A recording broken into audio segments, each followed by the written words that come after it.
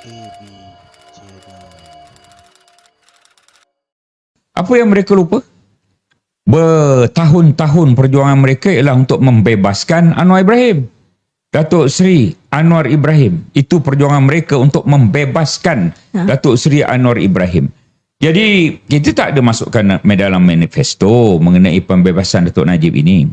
Yang mereka tidak faham satu perkara ialah oleh kerana mereka, sebahagian mereka membenci Datuk Najib, yang mereka tak faham ialah Datuk Najib ini tidak diberi pengadilan yang sewajarnya.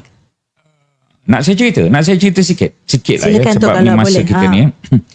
Pada ketika Mahkamah Tinggi, Mahkamah Rayuan berpindah kepada Mahkamah Persekutuan, Datuk Najib menukar peguam belanya daripada Tan Sri Syafiq Abdullah kepada Datuk Hisham Teh Potek dan juga Datuk Zaid Ibrahim. Ketika penukaran itu, dokumen-dokumen tentulah dibagi kepada peguam bela baru. Dokumennya berpuluh ribu muka surat. Satu bilik besar, penuh 3 meter. Tan Sri Syafiq sendiri beritahu saya, tinggi-tinggi dokumen, begitu banyak dokumen. Maka peguam bela, kumpulan peguam bela yang baru memohon lanjutan masa penangguhan 2 bulan. Itu tidak diberikan. Penangguhan masa 2 bulan itu tidak diberikan. Apabila hujahan diminta pada ketika peringkat yang paling tinggi sekali, Mahkamah Persekutuan, peguam bela Datuk Najib tidak dapat berhujah. Hanya satu pihak saja yang dapat berhujah, iaitu pihak pendakwa. Pihak pembela tak dapat berhujah. Mana ada adilnya perkara itu? Ya, mereka sengaja tidak mahu mengetahui tentang perkara ini. Saya cek detail satu persatu. Ada sebahagiannya saya pergi ke mahkamah. Saya tahulah peristiwa itu berlaku. Datuk Najib tidak diberi pengadilan yang sewajarnya. Pihak pembela Datuk Najib tidak dapat berhujah kerana masa tidak diberi. Yang hanya berhujah hanyalah pihak pendakwa, dan akhirnya Datuk Najib dijatuhkan hukuman atas ketidakadilan perkara itu.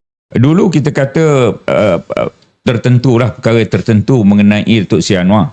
Tetapi mereka kata Datuk Seri Anwar tidak bersalah. Kemudian Datuk Seri Anwar, mereka menang ya, PH 1.0, Datuk Seri Anwar dibebaskan. Diampunkan melalui pembebasan melalui pengampunan.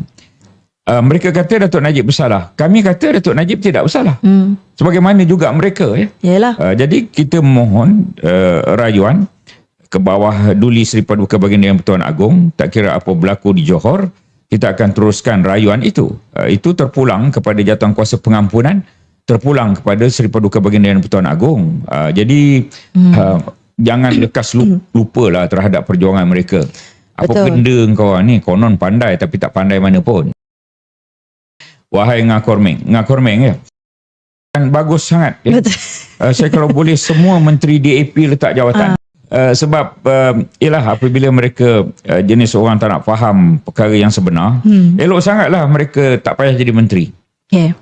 Saya minta balai bomba pada Ngakormeng ni 3-4 kali.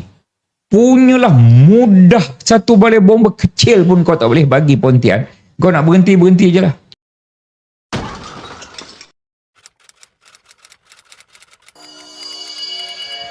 AB